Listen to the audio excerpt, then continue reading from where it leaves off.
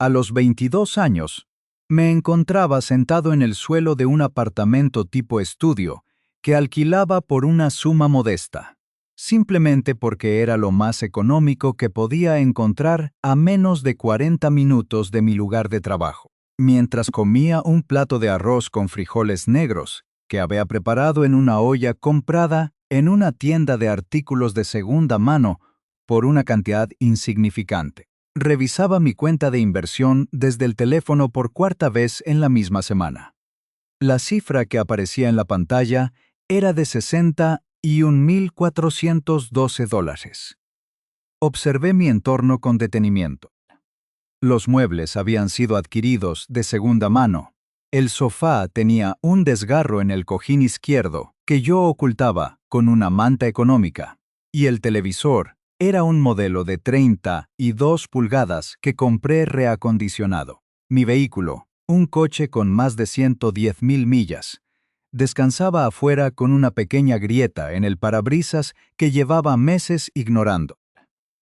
Mi guardarropa estaba compuesto casi exclusivamente por prendas que conservaba desde mis años universitarios. Mis amigos pensaban que estaba arruinado, que vivía al límite. Pero la realidad era radicalmente distinta. No estaba arruinado. Estaba construyendo algo que ellos no podían ver.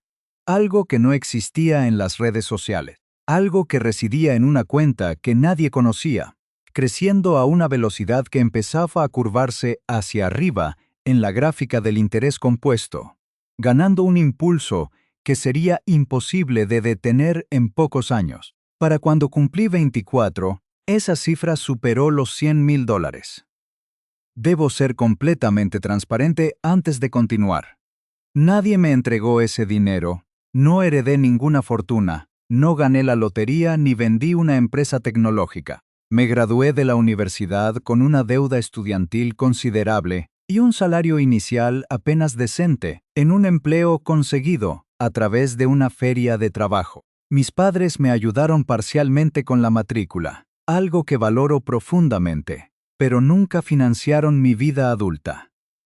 No existía un fondo de fideicomiso ni una red de seguridad familiar componiéndose silenciosamente en las sombras. Lo que poseía era una serie de 20 hábitos aburridos, poco atractivos y carentes de cualquier glamour.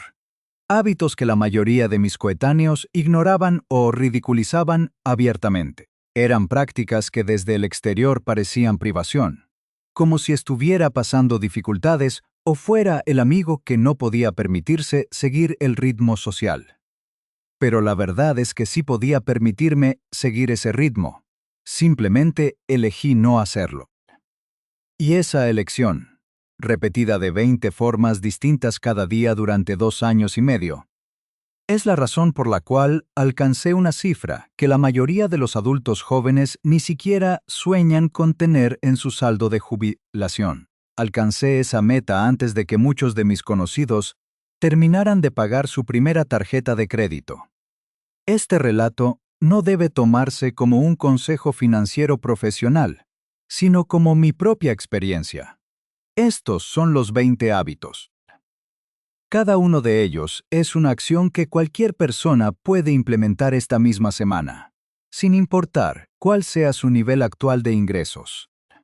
El mito más peligroso de la modernidad es la idea de que la riqueza es el resultado de un golpe de suerte, de una inversión milagrosa en el activo de moda o de un salario astronómico que solo unos pocos privilegiados pueden alcanzar. Este es un señuelo diseñado por la industria financiera y los medios de comunicación para mantener a la gente consumiendo, endeudándose y buscando soluciones rápidas que nunca llegan. La realidad es mucho más mundana y, por lo tanto, mucho más poderosa. La riqueza es un subproducto del comportamiento y de la paciencia sistemática. La mayoría de las personas son víctimas de una trampa cuidadosamente construida. El marketing de estilo de vida, que les susurra al oído que deben verse exitosos antes de serlo realmente. Si no comprendes esto hoy, si no logras distinguir entre la apariencia de la prosperidad y la realidad de la acumulación de capital, dentro de una década, te encontrarás exactamente en el mismo lugar, corriendo en la rueda de hámster del consumo perpetuo, preguntándote por qué, a pesar de trabajar duro, tus cuentas bancarias no reflejan el esfuerzo de tu vida. Para comprender realmente cómo construir este sistema, debemos observar el contraste entre dos caminos distintos. Imaginemos a dos personas, el consumidor promedio y el arquitecto del capital. Ambos comienzan con ingresos similares, pero sus condiciones iniciales se divergen drásticamente debido a sus decisiones sobre la automatización y el control del flujo de caja. El consumidor promedio, guiado por la gratificación instantánea, permite que sus ingresos dicten sus gastos. Cuando recibe su salario, lo primero que hace es pagar a otros, al banco por el coche, al arrendador por un apartamento que excede sus necesidades y a las diversas empresas que le proveen comodidades. Solo después, si es que queda algo, intenta ahorrar lo que resta. Es una estrategia de derrota matemática absoluta, porque el ahorro se convierte en un residuo, en algo accidental que ocurre al final del mes si el destino lo permite. Por otro lado, el arquitecto del capital, el camino que yo elegí, invierte el orden de esta ecuación desde el primer día. Mi primer hábito, el más fundamental de todos, fue automatizar mis inversiones justo después de recibir cada nómina, antes de que el dinero llegara a ser visible en mi saldo disponible. En los días 15 y 30 de cada mes, una parte predeterminada de mis ingresos abandonaba automáticamente mi cuenta corriente para dirigirse a un plan de retiro y a un fondo de inversión. Configuré esto durante mi primera semana laboral y jamás modifiqué esa cifra a menos que mis ingresos aumentaran. Al no ver ese dinero, mi cerebro se adaptó a vivir con el remanente, estableciendo una nueva realidad de consumo. Los datos sobre el ahorro demuestran que quienes utilizan la inscripción y el escalonamiento automático logran tasas de ahorro casi el doble de altas que quienes gestionan sus contribuciones manualmente. La automatización no es una simple conveniencia tecnológica. Es el mecanismo de defensa contra nuestra propia naturaleza emocional. Nuestras decisiones son el terreno donde la mayoría de los planes financieros fracasan. Al eliminar la opción de elegir, elimino el riesgo de fallar. A esto añadí un segundo hábito aparentemente obsesivo: el registro manual de mis gastos en un cuaderno físico, no en una aplicación digital. Cada noche, dedicaba 5 minutos a anotar mis desembolsos del día, categorizándolos en necesidades, deseos y facturas. Aunque al principio parecía una carga, tras 2 semanas se convirtió en un proceso mecánico. El acto de escribir obligaba a mi cerebro a procesar la compra 2 veces, una en el momento del intercambio y otra al registrarla. Este ejercicio de conciencia me reveló fugas financieras que jamás habría detectado de otra forma. Descubrí suscripciones olvidadas, pequeñas compras recurrentes en máquinas expendedoras y hábitos como el consumo de agua embotellada fuera de casa que, sumados, representaban cientos de dólares al mes, que se evaporaban sin aportar valor. Estudios de finanzas conductuales indican que quienes registran sus gastos mediante escritura física logran ahorrar entre un 15 y un 20% más que el resto. Un cuaderno de $3 se convirtió en la herramienta que protegió miles de dólares de mi futuro. Mientras mis compañeros de trabajo buscaban la última moda o el restaurante de moda, yo cocinaba en casa. Batch cooking dominical mediante. Dedicaba 2 horas los domingos a preparar comidas en bloque. Un potaje de legumbres, arroz con proteínas en oferta y verduras asadas.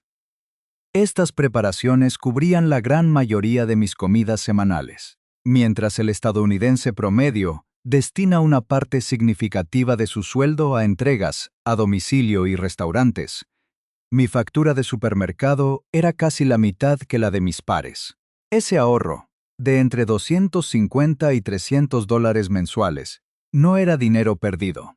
Era capital redirigido. Si invertimos esa diferencia mes a una tasa conservadora, tras 3 décadas, Esos domingos de cocina se transforman en una fortuna de cientos de miles de dólares. La diferencia entre ser alguien que vive para pagar sus gastos y alguien que vive para gestionar su sistema radica en identificar estas fugas de capital. Vivir en un apartamento que costaba apenas el 25% de mis ingresos netos, en lugar del 30% sugerido por los gurús financieros, fue mi siguiente pilar. Mientras otros pagaban alquileres elevados por encimeras de piedra o lavanderías en el apartamento, yo buscaba un techo limpio y seguro. Ese diferencial de $500 mensuales entre mi alquiler y el de mis amigos, invertido sistemáticamente, se convirtió en una máquina de crecimiento masivo. Entender esto es pasar de una mentalidad de escasez a una de propiedad. Mi apartamento no era un símbolo de estatus, sino un refugio de bajo coste que me permitía financiar mi libertad futura. La riqueza no se trata de lo que ostentas, sino de lo que mantienes trabajando en silencio, mientras los demás intentan convencer al mundo de su éxito temporal. El error crónico del consumidor promedio es tratar el dinero como un medio de validación social, cuando en realidad es una semilla que, si se planta en el suelo adecuado, crece hacia una libertad que eventualmente no necesita demostrar nada a nadie. Analizar la mecánica del éxito financiero requiere observar no solo lo que hacemos, sino por qué lo hacemos. Aquí es donde la psicología conductual se encuentra con la matemática pura. Muchos se preguntan por qué es tan difícil mantener estos hábitos. La respuesta es sencilla. Nuestro cerebro evolucionó en un entorno de escasez, por lo que está programado para buscar recursos, consumirlos y disfrutar de la gratificación inmediata. En el siglo XXI, este instinto es explotado por un ejército de expertos en mercadotecnia que utilizan datos masivos para disparar nuestras hormonas del deseo, justo cuando tenemos una tarjeta de crédito en la mano. El consumidor promedio es una marioneta de este sistema. Yo decidí ser el titiritero de mi propia arquitectura financiera. Consideremos el vehículo. El promedio de los nuevos pagos mensuales por un coche nuevo es una cifra que, multiplicada anualmente, supera los $9,000, sin contar seguros, gasolina o mantenimiento. Mi elección fue un Honda usado, adquirido en efectivo, al realizar el mantenimiento preventivo. Cambios de aceite, rotación de neumáticos, filtros. Por una fracción de lo que cuesta el servicio oficial, reduje mis costes totales a cerca de $3,400 al año. La diferencia entre este coste y el del propietario promedio de un coche nuevo es de más de $10,000 anuales. Invertir ese excedente al 8% anual transforma un coche con un pequeño rasguño en el cristal en un activo de más de $1 millón al cabo de 3 décadas. La clave aquí es la gestión del riesgo y la oportunidad. Mientras otros pagaban una depreciación acelerada por un coche nuevo, yo compraba tiempo y libertad futura. La biblioteca local se convirtió en mi centro de entretenimiento y educación, sustituyendo las compras de libros y suscripciones digitales por el acceso gratuito a una vasta red de conocimiento. Cada vez que elegía la biblioteca, eliminaba una pequeña tentación de consumo.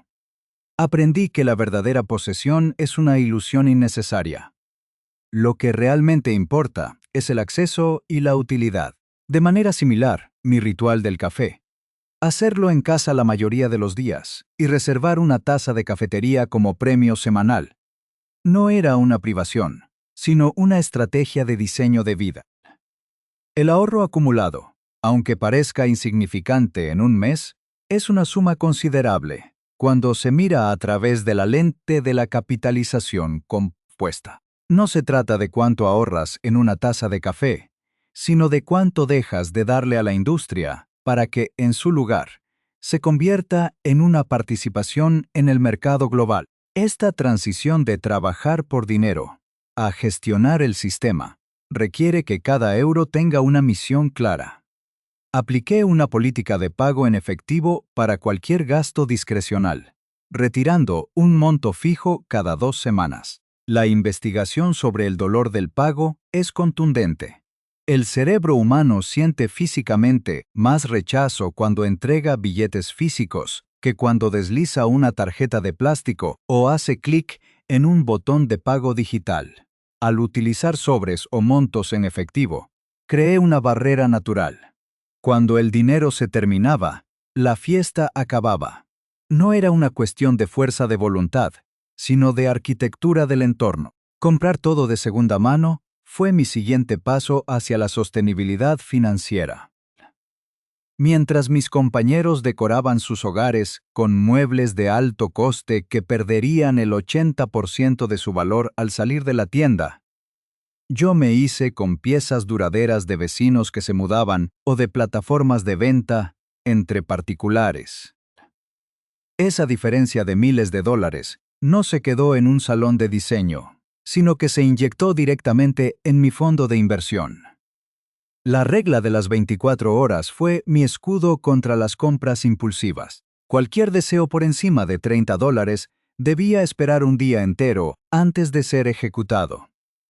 En el 70% de los casos, la urgencia emocional se evaporaba tras una noche de sueño. Es fascinante ver cómo el marketing nos vende urgencia, donde solo existe conveniencia.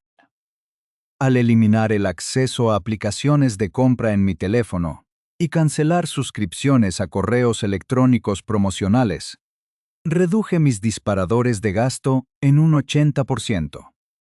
No puedes sentir el deseo de comprar algo que no estás viendo. La gestión financiera no es un acto de heroísmo, sino una serie de barreras de contención que colocamos frente a nuestras debilidades humanas. Cuando entiendes la mecánica del interés compuesto, comprendes que cada gasto inútil no cuesta lo que aparece en la etiqueta. Cuesta lo que ese dinero valdría en el futuro si se le permitiera crecer. Un gasto de $300 hoy, después de 40 años de crecimiento al 10%, representa una pérdida de casi $7,000 en tu yo del futuro. Ese es el precio real que la gente ignora cuando dice que se merece un pequeño capricho. Yo no buscaba ser una zeta. Buscaba ser un inversor calculado. La construcción de un sistema financiero sólido no requiere magia, sino la implementación de un algoritmo de vida que funcione en segundo plano. La automatización es el motor de este sistema y debe ejecutarse con una precisión quirúrgica. Mi plan se basaba en un ciclo inquebrantable. Primero, maximizar la contribución al plan de retiro de la empresa desde el día 1. Muchas compañías ofrecen una contrapartida, un regalo de dinero gratuito que es esencialmente un aumento salarial garantizado. Si no capturas esa contrapartida, estás dejando dinero sobre la mesa. Yo me aseguré de capturar el 100% de ese beneficio cada mes, lo que sumó miles de dólares anuales, que trabajaron para mí sin esfuerzo adicional. Paralelamente, abrí una cuenta de jubilación individual y la alimenté religiosamente con transferencias mensuales programadas. El activo elegido fue un fondo indexado de bajo coste que replicaba el mercado bursátil total, con un ratio de gastos mínimo. Aquí reside el secreto que los supuestos expertos no quieren que sepas. No hay necesidad de intentar adivinar qué empresa será la ganadora, ni de seguir a los influencers que prometen fortunas en criptomonedas o acciones volátiles. El mercado, en su conjunto, ha sido históricamente la mayor máquina de creación de riqueza jamás inventada por el ser humano. Comprar el mercado mes tras mes, sin importar si los precios están altos o bajos, es la estrategia más aburrida y, a la vez, la más eficaz. Esta técnica, conocida como promediar el coste, elimina el componente emocional de la inversión y te protege de intentar adivinar el momento perfecto, un error que destruye las carteras de los inversores más experimentados. Además de las inversiones, el sistema exige un fondo de emergencia robusto, pero colocado estratégicamente. En lugar de dejar mis ahorros en una cuenta corriente que genera intereses nulos, utilicé una cuenta de ahorros de alta rentabilidad. En el contexto económico actual de 2026, con tasas de interés que permiten rendimientos decentes, la diferencia entre una cuenta tradicional y una de alto rendimiento es sustancial al cabo del tiempo. Esta cuenta no era un lujo, era un paracaídas necesario para proteger mi plan de largo plazo ante cualquier imprevisto. El presupuesto de base cero es la herramienta que mantiene todo este sistema cohesionado. Cada mes, antes de que comience, cada euro tiene una tarea asignada: alquiler, alimentación, seguros y, lo más importante, el dinero destinado a la inversión. Si al finalizar el mes queda algún excedente, este no se gasta en ocio, sino que se inyecta inmediatamente en la cuenta de corretaje como un acelerador del capital. Esta estructura garantiza que el dinero no se pierda en el ruido del consumo innecesario. Respecto al fitness y la salud, eliminé los gastos fijos como las suscripciones al gimnasio. Utilizar el entorno público, ejercicios de calistenia y equipos básicos de segunda mano me permitió ahorrar cientos de dólares al año. Esos recursos, desviados hacia activos productivos, tienen un valor final incalculable. Negociar mis facturas recurrentes, seguro del coche, planes de internet y telefonía. Una vez al año me permitió liberar capital adicional. Es un ejercicio que toma menos de 30 minutos y cuyo rendimiento por hora es superior a cualquier otra actividad extra. La clave para implementar esto en 45 minutos es la estandarización. Configura tus transferencias automáticas.